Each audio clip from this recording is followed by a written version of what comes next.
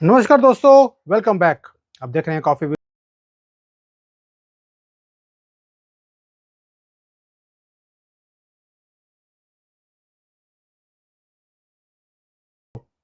कुर्सी का किस्सा इतना बड़ा है कि बड़े बड़े इसके सामने नाचने लगते हैं।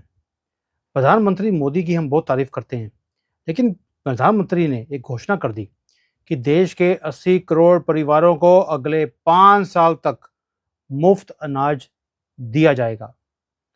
बहुत अच्छी बात है, आप गरीबों का ध्यान रख रहे हैं, लेकिन जब हर तरफ मुफ्त का फंडा चल रहा है तो ये भी चलने दीजिए। मोदी जी भी इस लाइन में लग गए हैं, फ्री वाले फंडे में। फिर ये बताने का फायदा क्या है जो मोदी जी बोलते हैं कि जो हमारा इनकम टैक्स है ये देने वालों की संख्या 6 करोड़ से बढ़कर 7 करोड़ हो गई है। भाई, देश की जो जनसंख्या है वो भी तो 130 करोड़ से बढ़कर 140 करोड़ हो गई है। पहले 6 करोड़ लोग टैक्स देते थे, अभी 7 करोड़ देने लग गए हैं। लेकिन जो ये बढ़ती हुई आबादी है, इसके हिसाब से आपके जो इनकम टैक्स देने वाले लोग हैं वो कितने कम हैं। दैट मीन्स 7 करोड़ लोग जो हैं जो इनकम टैक्स भरते हैं वो 140 करोड़ लोगों का भार भी उठा रहे हैं। आज 140 करोड़ हैं, कुछ ही सालों में 5 सालों के बाद ये 150 करोड़ हो जाएंगे। तब 10 करोड़ आपके इनकम टैक्स देने वाले होंगे जो पूरे देश को चलाएंगे।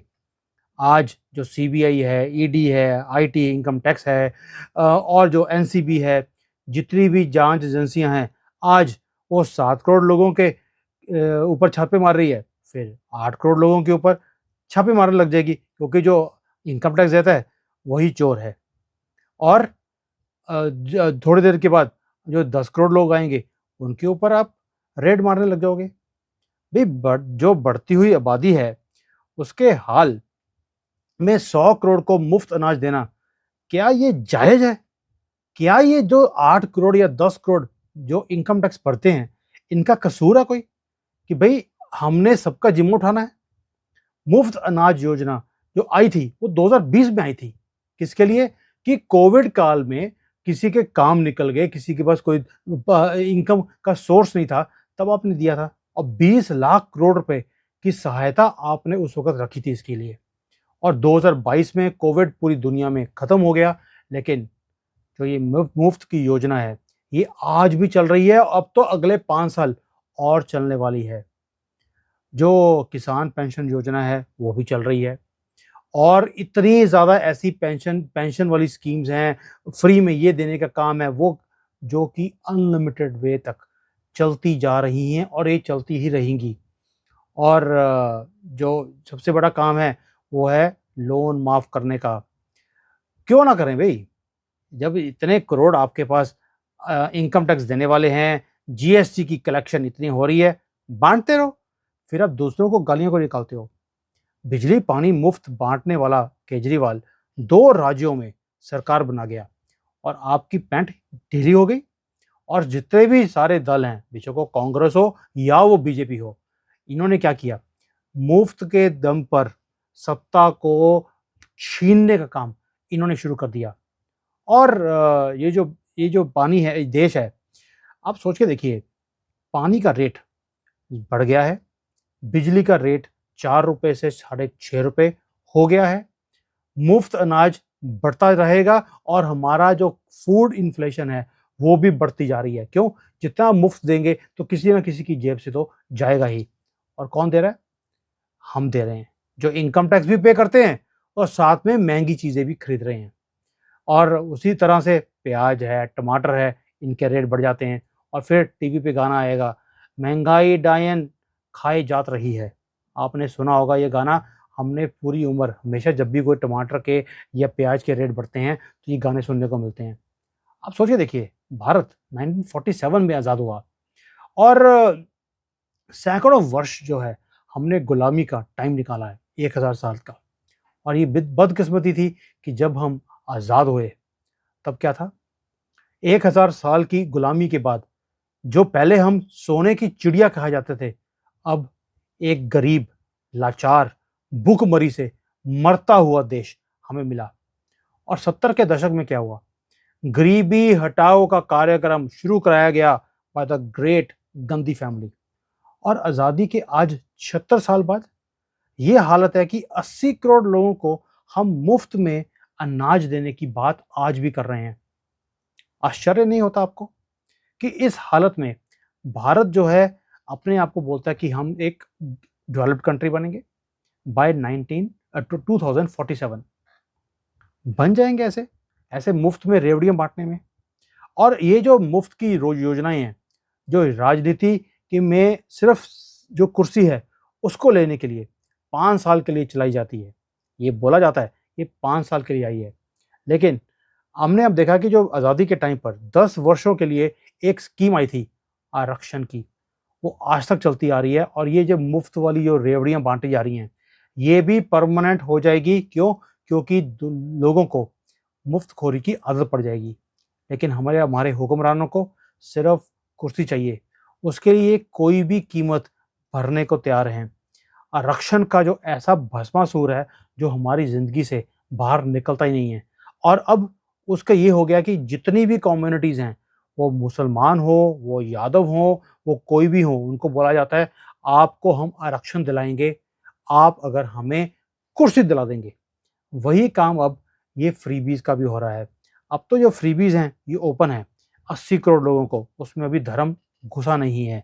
अब आप देखेंगे जैसे कांग्रेस ने तेलंगाना में, कर्नाटका में स्कीम्स निकाली कि भाई हॉस्पिटल खुलेंगे तो सिर्फ मुसलमानों के लिए, और सिर्फ उन्हें ही अलाउ किया जाएगा आपकी जात देखकर, आपका धर्म देखकर। अब ये जो आज तो मोदी सरकार है, सबका साथ सबका विकास, बहुत अच्छा लगता है सुनने में। लेकिन जैसे ही ये कांग्रेस के पास कभी ना कभी तो ये ऑपोजिशन के पास ये गवर्नमेंट आएगी, फिर क्या करेंगे वो बोलेंगे 80 करोड़ लोग जो हैं इनको फ्री दिया जाएगा लेकिन धर्म देखकर। फिर ये गंद और बढ़ जाएगा। जैसे कर्नाटका में आज, हिमाचल में और जैसे तेलंगाना में हम देख रहे हैं इनका हाल क्या है। क्या आपने मोदी जी उसी गेम को पकड़ लिया जिस गेम को कंजरवाल ने शुरू किया था, कांग्रेस ने उसको यूज किया, जीत गए कर्नाटका में। अब आपको कुर्सी का लालच पड़ गया है कि आपने भी उन्हीं की लेवल पर जाकर गिरकर आपने वो हरकतें शुरू कर दी। भी 20 लाख करोड़ रुपए जैसे कि वो खास बात है ही नहीं आपके लिए, जो कि देश की तरक्की के लिए यूज हो सकता था। पैसे कहाँ से लेके आएंगे आप? पैसे आपने हमारी जेब से निकालने हैं। तेल का रेट कम हो सकता था, लेकिन क्योंकि आपने फ्री राशन बांटना है इसलिए आपने तेल का रेट कम नहीं किया, जबकि इंटरनेशनल मार्केट में तेल का रेट कम हो गया था। भाई हमारा कसूर क्या है? हम इनकम टैक्स भी भरें, हम महंगा सामान भी खरीदें, उसके ऊपर जीएसटी भी ज्यादा दें। और जो ये मुफ्त में ले रहे हैं, कौन सी कम्युनिटी है मुफ्त लेने वाली जो लाइन में लग के मुफ्त लेने के लिए आएगी लेकिन आपको वोट कभी भी नहीं देगी? और जो आपको वोट नहीं देते उन्हीं को आप फ्री में भी राशन देने को तैयार हैं कि हो सकता है कि इनका दिल पिघल जाए। इनका दिल नहीं पिघलेगा। 1000 साल में तो पिघला नहीं। ये आज भी इस धरती को अपना धरती नहीं मानते। ये बोलते हैं कि हम बाहर से आए थे, हमने इसके ऊपर फतेह करनी है। इन लोगों को आप फ्री में दे रहे हो। क्या हो गया मोदी जी आपको? मुझे आज थोड़ी सी मुझे ये लग रहा है कि आपको लग रहा है कि शायद 24 की जो इलेक्शंस हैं ये आपके लिए भारी पड़ने वाले हैं, इसलिए आपने ये स्कीम को अगले 5 साल के लिए और कंटिन्यू कर दिया, ये सोचकर कि हो सकता है कि लोग मुझे और वोट दे दें। लेकिन आप वोट तो ले लोगे लेकिन दिलों से निकल जाओगे। वो भी किसके? वो 7 करोड़ लोग जो मेहनत के पैसे कमाते हैं आपके ऊपर विश्वास करके। उन्होंने इनकम टैक्स भरना शुरू किया कि ये पैसा सही जगह पे लगेगा, देश की तरक्की में लगेगा।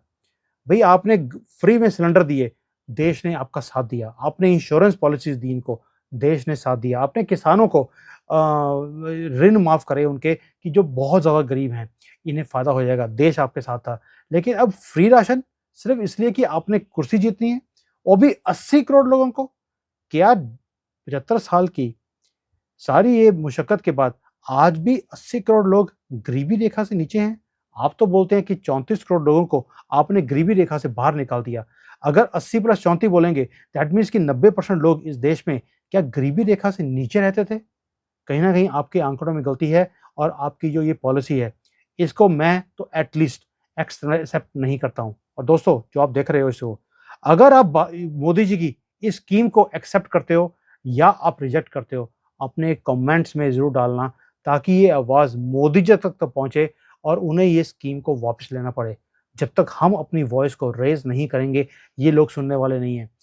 मैं हमेशा बोलता हूँ, बेशक वो मोदी है, बेशक वो योगी है, बेशक वो पप्पू है या पप्पी है, या वो पोल डांसर है, कोई भी हो, या वो कंजरवाल क्यों ना हो, वो ममता बनर्जी क्यों ना हो, कोई भी है जो देश के खिलाफ काम करेगा, अपनी कुर्सी को चमकाने के लिए, हम उस अपनी वॉइस को रेज़ करेंगे। मैंने अपनी वॉइस रेज़ कर दी, अब आपका काम है इस वॉइस को रेज़ करना, इसको स्प्रेड करें, लोगों के व्यूज़ लें और गवर्नमेंट तक पहुँचाएँ कि हम ये बदतमीज़ियाँ और सहन नहीं करेंगे।